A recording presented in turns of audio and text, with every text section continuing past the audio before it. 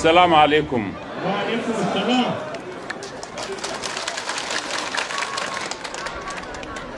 Aram ma fonda tilas.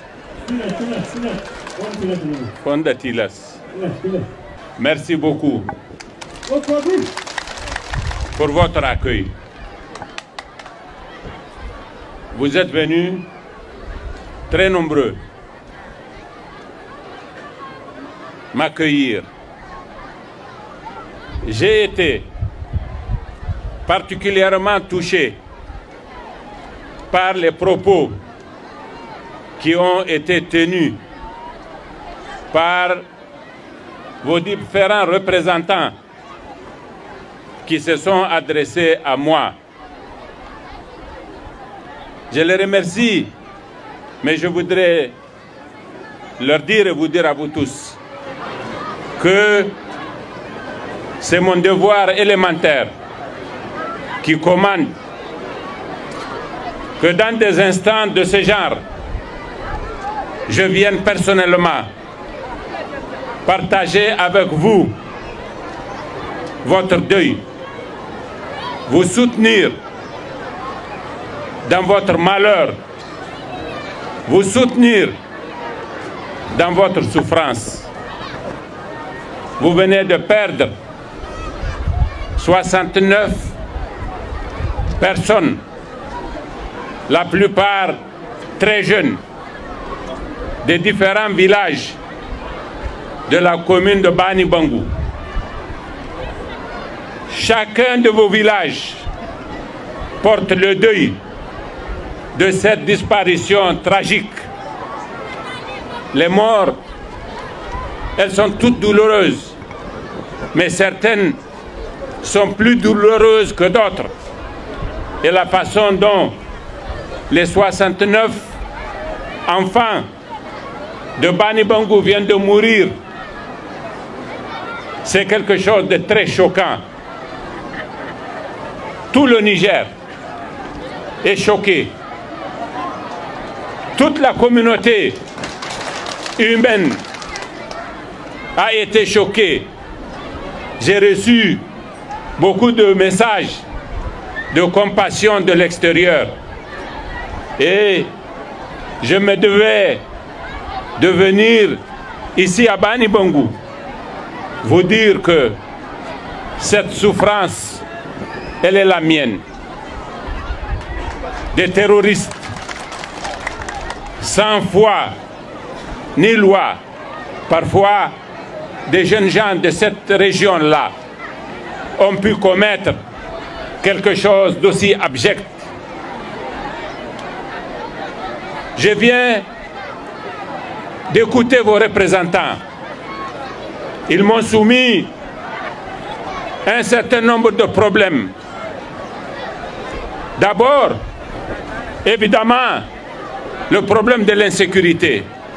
Les chefs de village de Bani Bangou se souviennent qu'il y a quelques années, quand j'étais ministre de l'Intérieur, je les avais reçus avec le député Karidjo.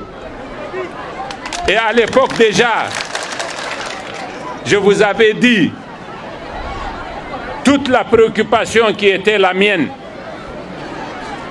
Et je vous avais également dit que nous serons à vos côtés.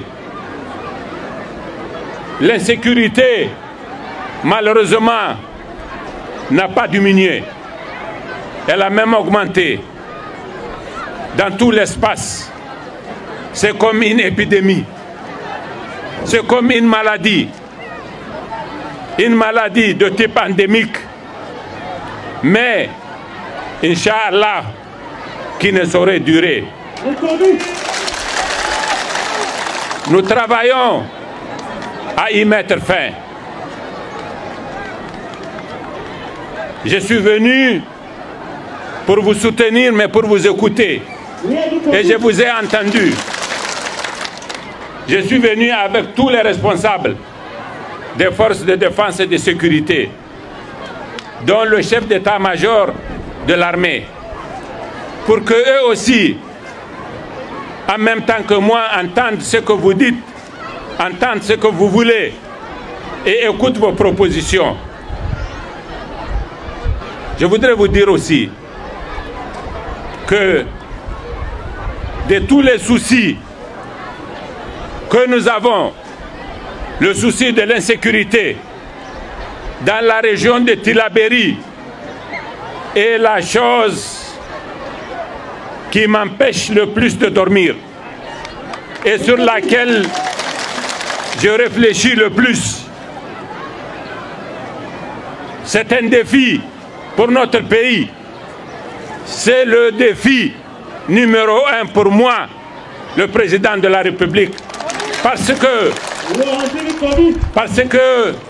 c'est à moi de vous assurer la sécurité. Vous avez raison d'utiliser les termes dont vous avez fait usage. Ce défi, je vais y faire face. Je vais y faire face avec toutes les forces de défense et de sécurité et avec votre soutien. Je voudrais que vous comptiez sur nous. Je voudrais que vous comptiez sur l'armée du Niger, les forces armées nationales. Je voudrais que vous comptiez sur la gendarmerie nationale, sur la garde nationale, sur la police nationale. C'est leur travail d'assurer votre sécurité. Je comprends que vous ne soyez pas satisfait de notre rendement, de nos performances. Je le comprends. Comment peux-je ne pas le comprendre? Mais en même temps, si vous êtes révolté légitimement et si vous pensez que vous pouvez assurer votre défense vous-même, c'est légitime. Mais c'est lui qui doit assurer votre défense et sur lequel vous devez compter, c'est l'État. Et je suis venu vous dire qu'il faut compter sur nous. C'est le premier élément de mon message. Pendant 10 ans, nous avons accru le nombre de nos militaires des forces armées nigériennes presque par 3. Nous avons plus que doublé le nombre de la garde nationale, les effectifs de la garde nationale. Nous avons presque doublé les effectifs de la gendarmerie nationale. Nous avons doublé les effectifs de la police. Mais ça reste totalement insuffisant. Nous avons multiplié de façon conséquente les équipements de nos forces. Vous le voyez. Vous voyez les voitures avec lesquelles ils viennent. Vous voyez les blindés qu'ils utilisent, les hélicoptères.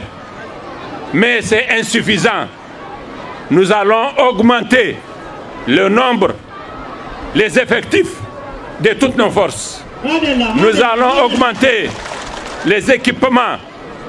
Nous allons augmenter les moyens. Inch'Allah. Et nous serons en capacité, à terme, d'assurer convenablement votre sécurité, au point où vous ne pourriez pas songer à vous défendre vous-même, Inch'Allah. La difficulté pour le Niger, mes chers frères et sœurs de Bani Bangou, c'est que notre pays est vaste et nous avons des défis un peu partout. Dans le lit du lac Tchad, nous avons Boko Haram. Nous avons déployé des forces nombreuses là-bas pour assurer la sécurité des gens de Difa. Tout le long de la frontière de Maradi, nous avons une insécurité qui nous vient de la forêt qui est en territoire nigérian. Là également, nous avons des forces. Et tout le long de la frontière, depuis Agando, comme vous dites, jusqu'à au-delà de l'Abzenga, jusqu'à Ayoru, vous avez des forces terroristes qui ont leur base dans un pays voisin que le Mali, qui connaît cette situation depuis très longtemps. Vous êtes voisin du Mali, vous. Vous savez ce qui se passe dans ce pays, malheureusement, depuis 2012. Et donc, par conséquent, nous avons déployé des forces depuis Tilia jusqu'à Ayoru. Mais l'espace est vaste et les sollicitations sont nombreuses. Les terroristes utilisent des motos, ils sont rapides, ils sont lâches, ils viennent dans des villages isolés, ils tuent des paysans dans les champs. C'est une maladie pour laquelle le remède est difficile mais pas impossible. Et nous allons progressivement trouver le remède. La situation, de façon générale, s'est améliorée. C'est pourquoi vous avez un long temps calme et puis des épisodes comme celui que nous venons de vivre. Je voudrais lancer un appel pour que vous soyez très patients. Il ne faut pas que des individus égarés qui ne savent pas ce qu'ils veulent posent des actes qui aient des conséquences sur les relations entre les communautés. Ces gens-là, ils font du tort d'abord à leurs parents. Ils les ont quittés, ils les ont exposés. Quand vous êtes de la région, comme Bani Bangou, vous êtes connu, le fils d'un tel, vous êtes dans le terrorisme, vous venez attaquer vos voisins, vous les tuez. Vos voisins pensent que c'est votre père qui a fait ça. Et ils s'en prennent à votre père, qui lui n'a rien à voir. Nous sommes des musulmans. Je voudrais que nous sachions et que nous n'oublions jamais que nous sommes des musulmans. Il ne faut pas que des gens qui ne savent pas ce qu'ils font, parce qu'en fait, qu'est-ce qu'ils veulent? Ce qu'ils font là, où est-ce que ça va les amener? Ils sont sur des motos, ils tuent des gens, ils volent, et après, où est-ce que ça va les conduire? Nulle part. Ce sont des ignorants, ils ne sont rien. Mais, évidemment, ils vous rendent la vie difficile. Mais surtout, il faut éviter que cela dégrade la relation entre les communautés. Nous sommes des frères. Les Germains, les Sonrai, les Peuls, les Touaregs, les autres, les Haoussa, les Kourfayawa. Nous sommes tous, les Arabes, nous sommes tous des frères. Nous sommes tous des musulmans. Si quelques-uns qui sont égarés se comportent de façon irresponsable, criminelle, font des choses choquantes, il ne faut pas que ça dégrade nos relations. Je suis venu, mes frères et sœurs de Bani Bangou, vous implorer pour que vous conserviez notre vivre ensemble, pour que vous conserviez notre convivialité, des gens musulmans, des gens tranquilles, des gens non violents, des gens qui ne sont pas d'accord avec cette violence, des gens qui réprouvent ça, qui dénoncent ça, qui sont horrifiés par ça. Ça, c'est un des aspects du message que j'ai voulu vous communiquer. Mes chers frères et sœurs de Bani Bangou, vous m'avez parlé de la famine. Vous savez, je serai de toute façon venu à Bani Bangou, même s'il n'y a pas eu cet épisode douloureux, parce que je sais que Bani Bangou souffre. Et mon devoir, c'est d'aller chez ceux qui souffrent. Je sais que cette année, les terroristes vous ont empêché de cultiver. Je sais également que la saison de pluie n'a pas été bonne. Je sais par conséquent. Je le dis en réponse au Meigeri. Je le dis en réponse au cheikh de Garbaï. Je sais que Bani Bangou est très déficitaire sur le plan alimentaire. Donc, par conséquent, je veux mettre en œuvre un plan spécial de soutien à Bani Bangou et aux Armaganda de façon générale pour vous soutenir dans cette épreuve de déficit alimentaire. Je connais vos autres problèmes aussi liés aux routes. Je vais l'étudier et je vais donner les instructions nécessaires. Je connais les problèmes de l'eau, les problèmes de vos écoles qui sont fermées pour nombre d'entre elles depuis déjà plus d'une année du fait de l'insécurité. tous ces problèmes que vous avez soulevés, nous allons les étudier de façon tout à fait exceptionnelle, en tenant compte du contexte de difficultés exceptionnelles auxquelles vous faites face. Je voudrais seulement que vous nous fassiez confiance. Je sais qu'il y a un vide entre ici et Walam. Nous avons besoin de postes militaires. Entre ici et Mangaïsé, nous avons besoin d'une présence encore plus soutenue. Je suis avec le chef d'état-major. Il vous a entendu. Je vous ai entendu.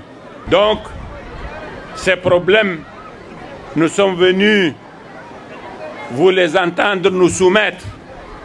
Et je pars en vous faisant la promesse ferme que je les étudierai avec conscience et j'y répondrai de façon spéciale. Mais nos moyens sont limités. Il faut que vous le sachiez. C'est pourquoi certaines questions peuvent prendre du temps. Nous avons besoin de votre compréhension. Nous avons besoin de votre patience. Dans cette épreuve qui est la vôtre aujourd'hui, faites ce que Dieu a recommandé. La patience aussi. Mettez beaucoup de patience, beaucoup de tolérance. Mais votre sécurité, c'est notre affaire. Nous allons la prendre en charge de façon conséquente, Inch'Allah. Voilà ce que je suis venu vous dire, tout en vous présentant une fois encore mes condoléances attristées, tout en vous réaffirmant ma compassion, tout en vous disant que jamais nous ne vous oublierons, que jamais vous ne vous sentirez seul, que toujours nous serons avec vous, devant vous, pour vous protéger, parce que c'est notre mission. Merci beaucoup.